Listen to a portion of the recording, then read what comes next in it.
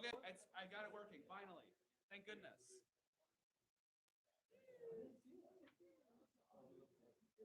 Yes. 7.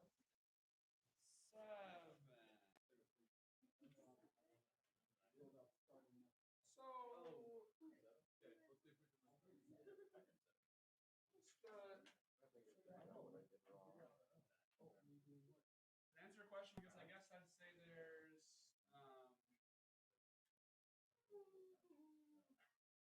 maybe like 3 elements to this. One is just to identify what equation should I be looking at. It's about a mass spring oscillator, so I could use one of these 2 formulas. Let's write down one for now. Right, so there's a formula for period. And then it says this graph shows us data for a 3-second time interval. Right? So, what can we get out of that? That's 3 seconds. Can I get the period out of that? Let's see.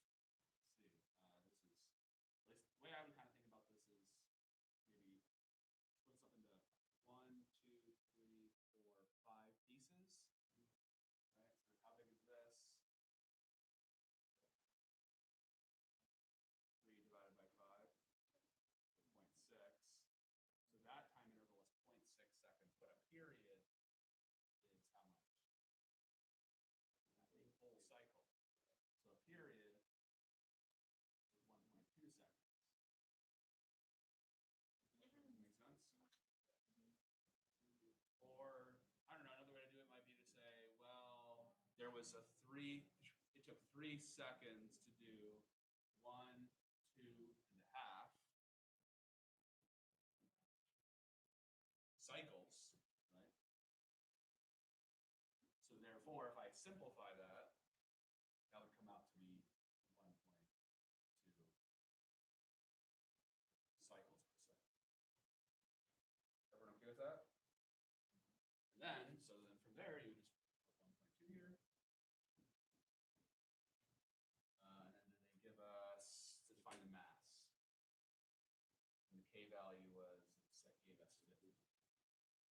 So just to make sure your calculator skills are adequate. So I'm going to divide that by 2 pi. You get like 0.19-ish. I'm going to square that, and then multiply by 50. If you do this one correctly, you should get about 1.82.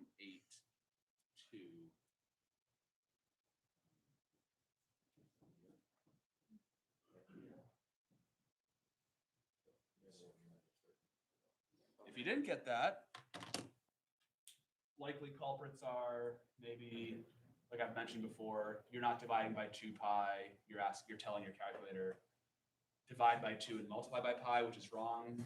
In that case, you get an answer that would be roughly like 81 times bigger, I think. Yeah, it would be. Well, because then you'd be multiplying by pi instead of dividing, so it's a factor of 9, and then you're squaring it. So anyway, I think in that, yeah, you'd get something like 170 or something. Anyway.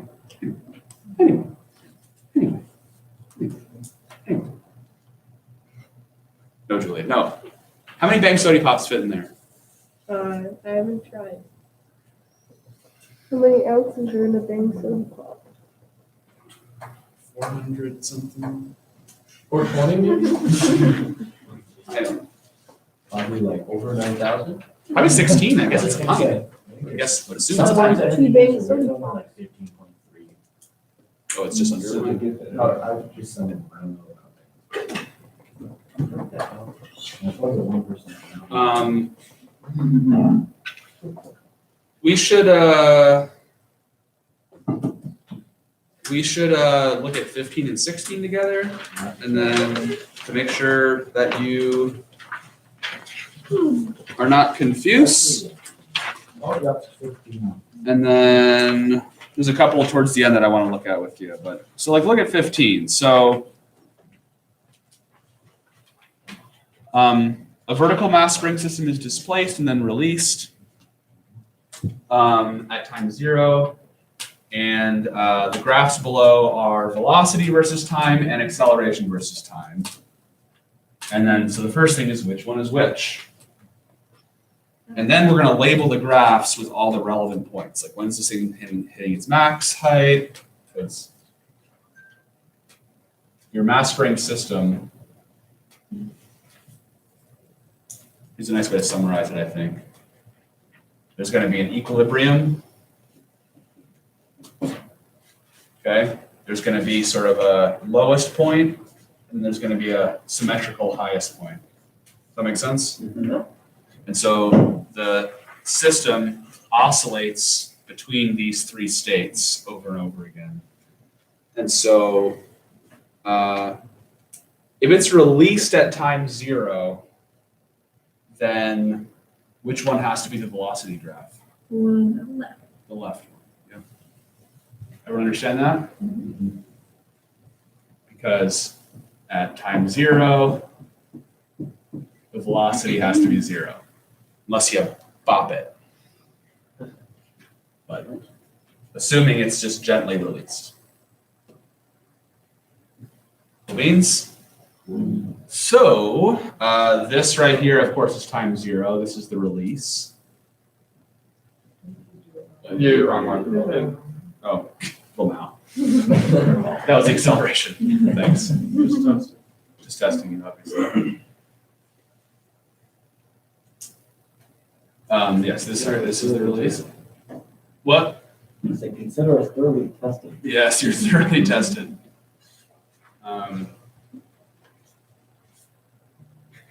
Okay, so then this actually tells you some information like, was the initial displacement up or was it down?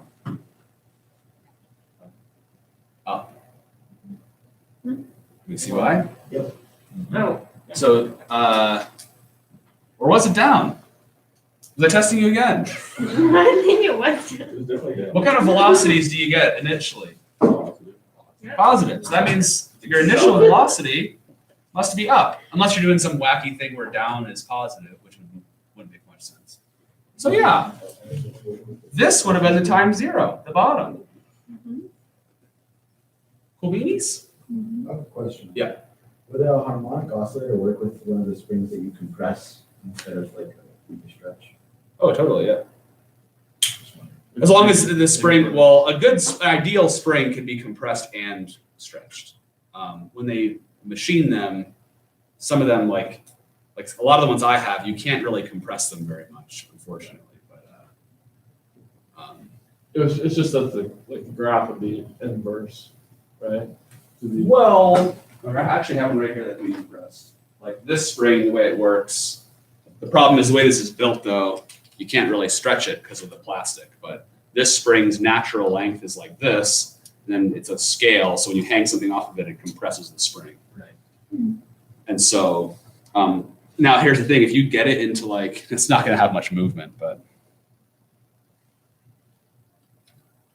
so if you like get this thing into an equilibrium, it could then oscillate around this. It's not going to be much, yeah. So it's also very damped, but. Please pardon the interruption. This announcement is for all softball players. The softball game scheduled at Browning today is going to be rescheduled. We'll let you know when that game has been rescheduled. Again, the game is canceled in Browning today due to weather conditions and will be rescheduled. Thank you. That's the main. Yeah, so like, anyway, just to go a little off topic here, it's a good question. Like you're just, like a coil they'll put in like a vehicle or something. Yeah. Is compressible spring, can compress and stretch. Now, of course, you don't want those to be, you want them to be damped harmonic oscillators because when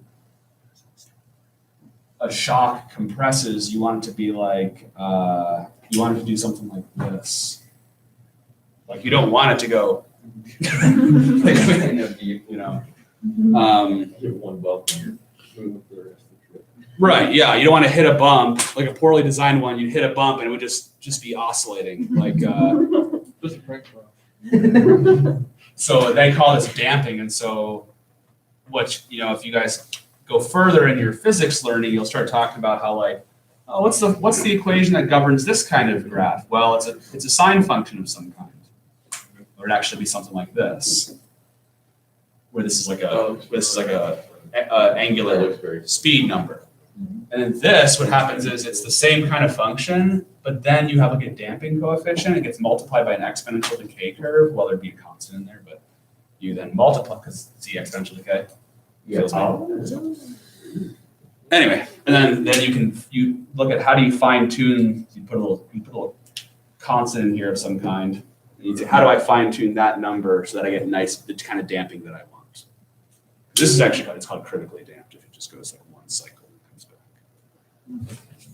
I think same thing with like a firearm or like a weapon. You don't want, when that perturbation happens, you don't want the thing to be like oscillating. You want to just do like one cycle and then come back to where it started. And I guess like for that then, a little off topic is that's why they use like control the gas inside of it, like from the explosion itself.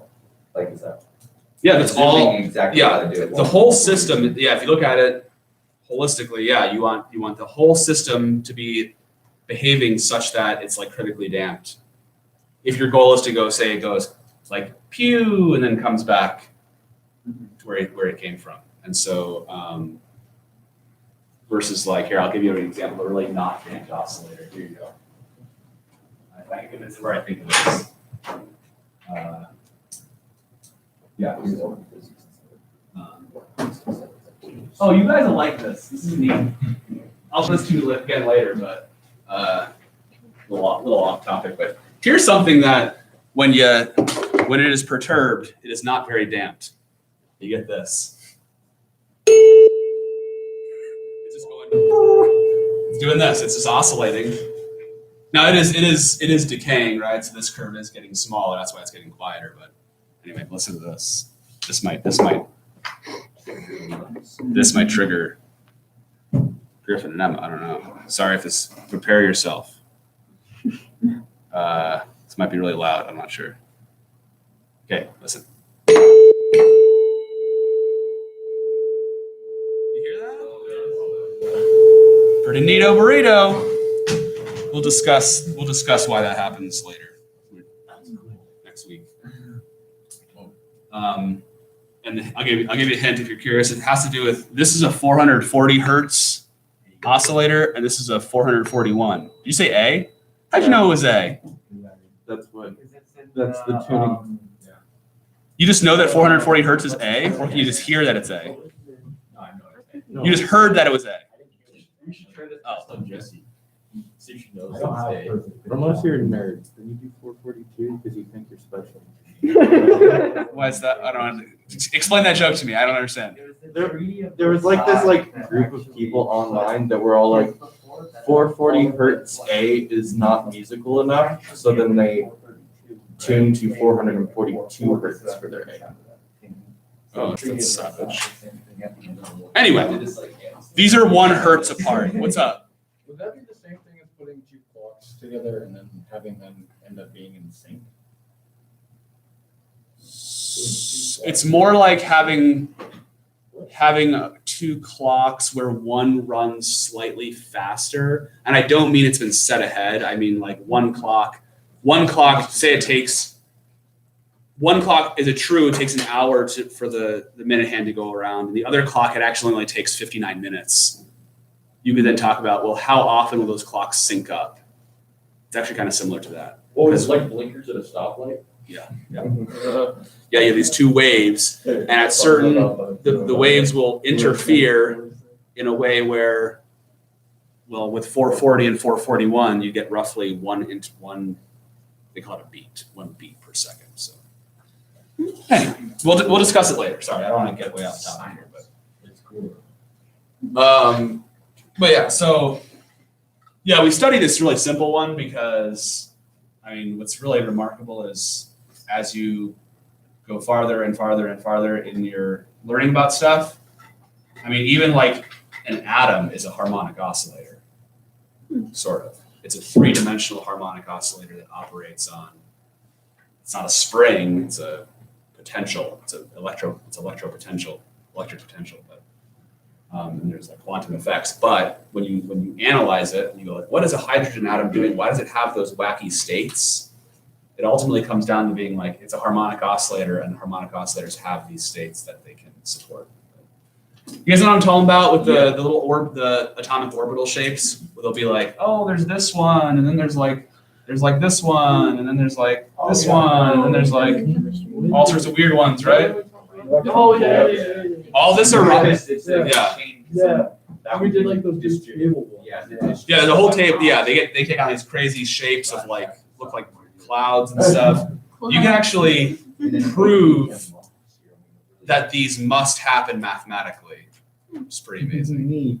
But it boils down to being like you start with certain assumptions about harmonic oscillators, and then there's the Schrodinger equation, and then you go yeah, bruh, and then you prove that these shapes have to arise, and they do arise. You can show experimentally that they do come up. Well, then also, What up? well, you just also can put too, just because of like why they're doing that, because they're sharing of electrons and neutrons in forced reaction. Well, they're not even forced some of the times, but in reactions. It's all connected. Now we It's know. all connected. It's a conspiracy. So Just not like to mention. oh, anyway, sorry. This is velocity versus time, right? So like the release is at the beginning when velocity is zero. So velocity is zero, but it goes positive very quickly. And then what is this? This first peak. Where he be? Equilibrium. He's there. So this is when the velocity hits his maximum value. Also his most bigliest negative value. But so this is passing through equilibrium. You can abbreviate it if you want. So this point is also in equilibrium, and so is this point. All the Humpty Dumpties correspond to the mass passing through the equilibrium position. What else? How about, now this is another, sorry the diagram is getting a little cluttered here, but, so that was the release. So I want to then talk about, well, what happens if you go from having a positive velocity to a negative velocity? What does this point talk about? Max height. Max height, right? Because he's going from a positive velocity. He hits it right here, he hits a zero velocity again, and his velocity is changing from a positive to a negative right there, right? So this would be called, let's call it maybe like H max, that's hitting the maximum height. What other point is him hitting the maximum height? The next one. The next time he goes from positive to negative. And Not the next zero, but yeah, like, but then this guy right here would be him passing through the lowest point, H min. Right? Yeah. So he goes from having a negative velocity to a positive velocity. That's a graph with a lot of labels. But then now with their calculus launch, you can. I don't believe in labels for that. Yeah, we don't. Actually, I did. Look how helpful. But just, Yeah, I was really feeling that finding. Okay, and then the acceleration graph is going to be the same kind of thing. Now, here's the thing, though. The labels, In the same spots. yeah, as far as the time values are going to perfectly align here. I'm going to try my best to do this. Probably going to butcher it. It's close. You know, Michael J. Knudsen would say. Close enough for government work. So yeah, like how about where on this acceleration graph are the equilibrium spots? Well, the zeros. Equilib. Oh, wait a second. I just realized you've been indoctrinated. It's all part of my master plan. It's not even a real word. I literally just made it up. The zeros, though, are telling you when this thing is at zero height, because the net force is zero, the acceleration is zero. So that's a thing that I think is challenging for a lot of people learning this stuff to like intuitively grasp, which is that the max speed happens when the acceleration is zero. And the zero speed happens when the acceleration is maximized. So that can be kind of tough to like just kind of make sense of. It's just Huh? it's just like it's a Yeah. repetitive, but you just it's interesting, Mr. Hall, how it's all connected. It's all connected with jubilant. We live in Live in a society, exactly. This is a conspiracy theory, Mr. Hall. Okay. There's too many connections. So then obviously the maximum height, well, maybe it's not obvious, but when is the positive acceleration maxed out? What position on here? Is it this position or this position? That position. It's this one. Because the acceleration vector points up, positive direction. So this point, and this point all correspond to hitting the max height. Make sense? Yes. I sorry, min height. Sorry, min height. The lowest point. Sorry.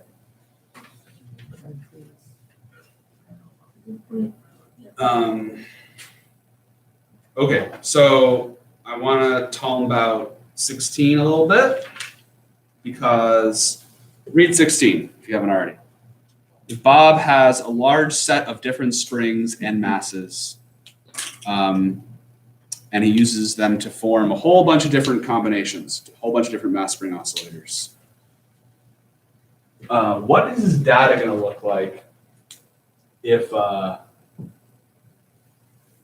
he uses a single spring? So he picks out one spring from the box. It doesn't really matter which spring he picks, but he takes that one spring and then he collects data for what does it say? It says he graphs the frequency versus the different masses he attaches to the spring. So first thing to think about. Graph go up or graph go down?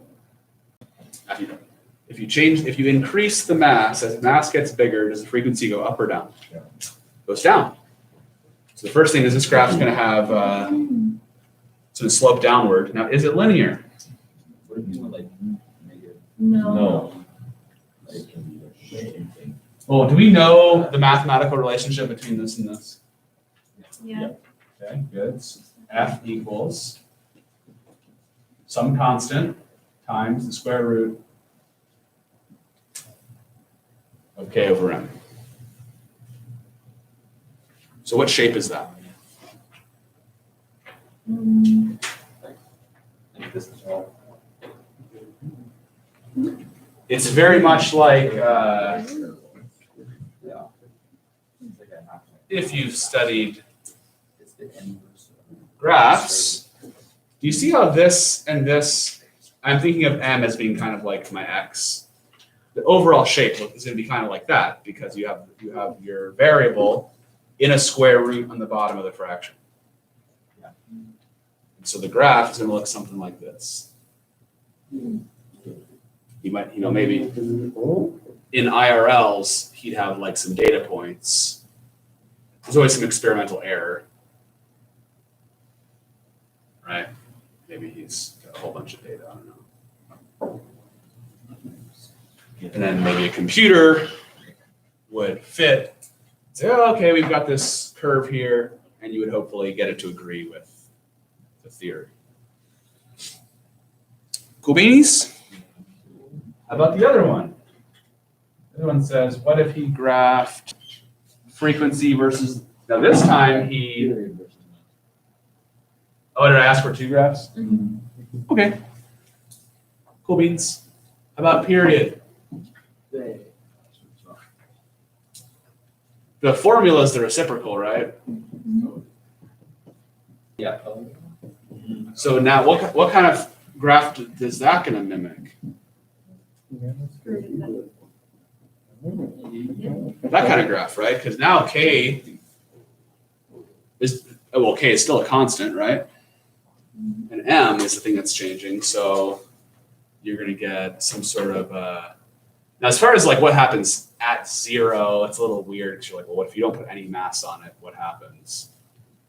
But anyway, his data would sort of mimic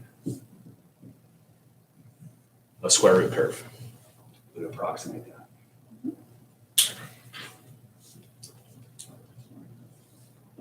So I guess in general, you just don't put anything then at 0, 0, or like anytime the max would be 0, just keep it blank. Well, it'd just be like, it's a weird question because, I mean, what do I have here? I have a, Because like, I know here's a spring with, I mean, springs have mass. Yeah. Often we pretend like they don't have mass to simplify things, but like, yeah, if I have no mass on there and I go, can I measure? Sure, I can measure some sort of oscillation. But it's more meaningful, I think, when you have, you know, you got some mass attached. So this is kind of a cool spring. Huh? It's just slinky. Yeah. This is life purpose. Then when you have some mass on it, you go to oscillating. Now you can measure how long does it take to, say, complete these cycles. Anyway, so part B, guys, is going to be pretty similar, right? Anyway, how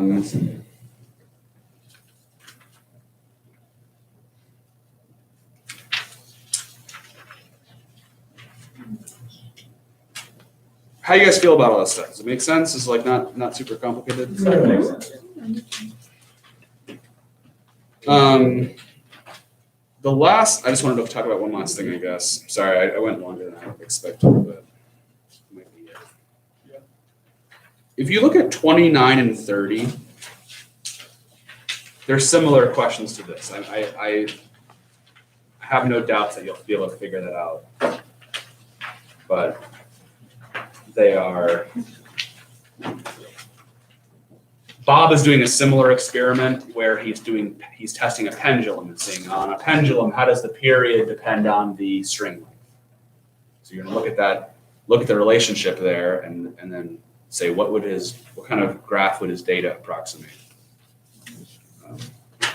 But I wanted to look at, 36 is a pretty interesting question. Take a minute and read that. Discuss with your partner if you can.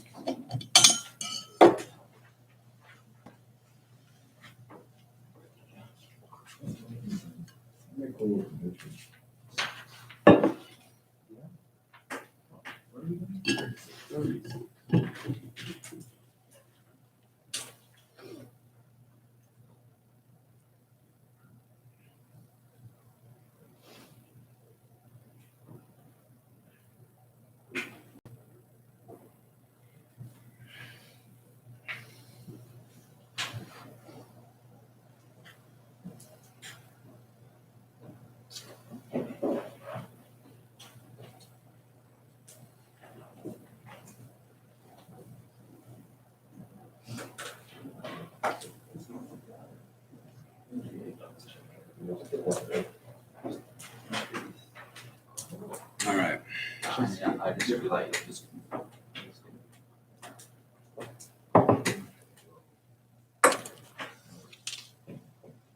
So think about that. I gotta get around to building one of these one day, but I can't even decapitate a fish, so I don't know what's the likelihood that I'll be able to. Oh yeah, make sure to take the head off. No, Julia said I should eat the head. Get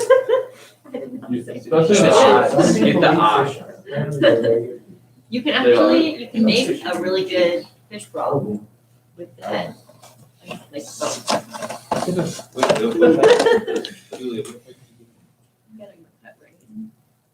That'd be an epic prank where I say, Paige, I made you this soup, and then she's eating the soup, and then a fish head just floats to the top. After I ate a soup once in Colombia, and I was eating it, and I like scooped, and there was like a heart in there, and it was like a little chicken heart. That's gross. Okay,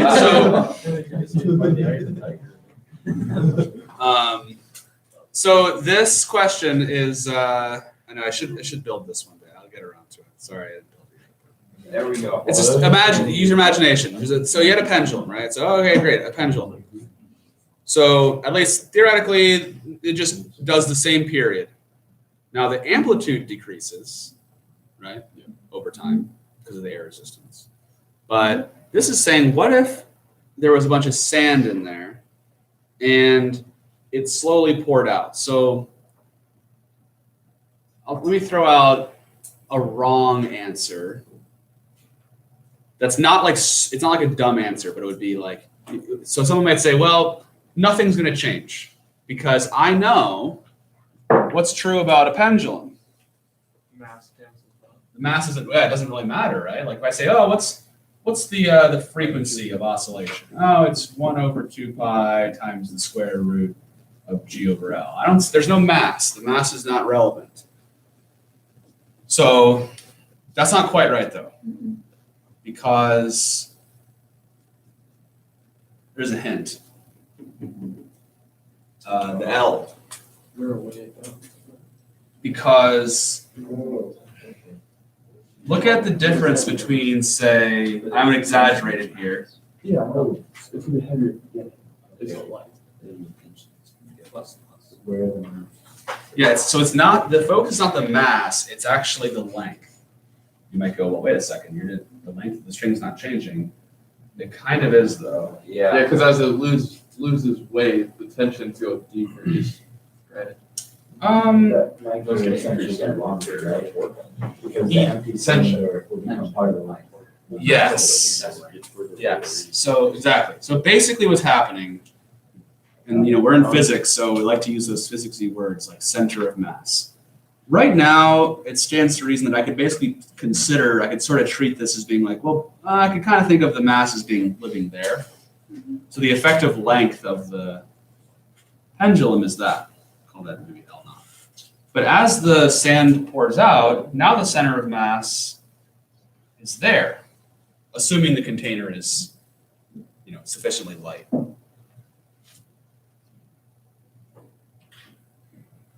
Does that make sense? So the key here is to understand that as the sand pours out, the length, the L is actually increasing. So what do we know? So then if L is increasing, then the frequency will be decreasing.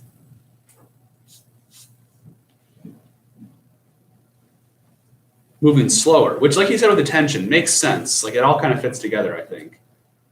Right? Less tension in the string kind of goes hand in hand with less speed, right? What happens to the period?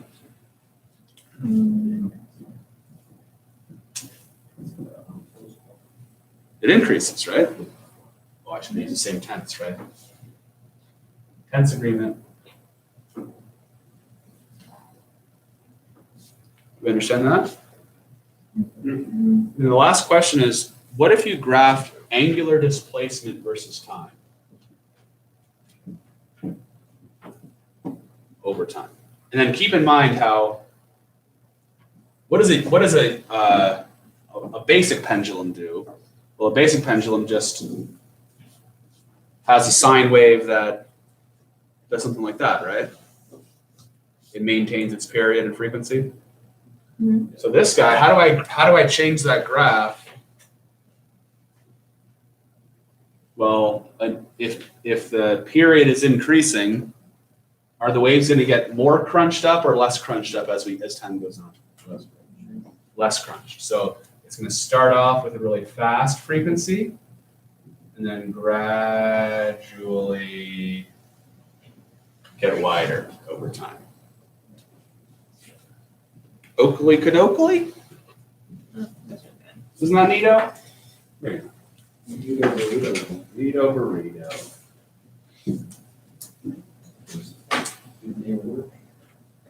Mr. Collins just sent me this article that he said that I would find interesting. Italian king of absentees allegedly skipped work for 15 years. I saw that. You saw the same article?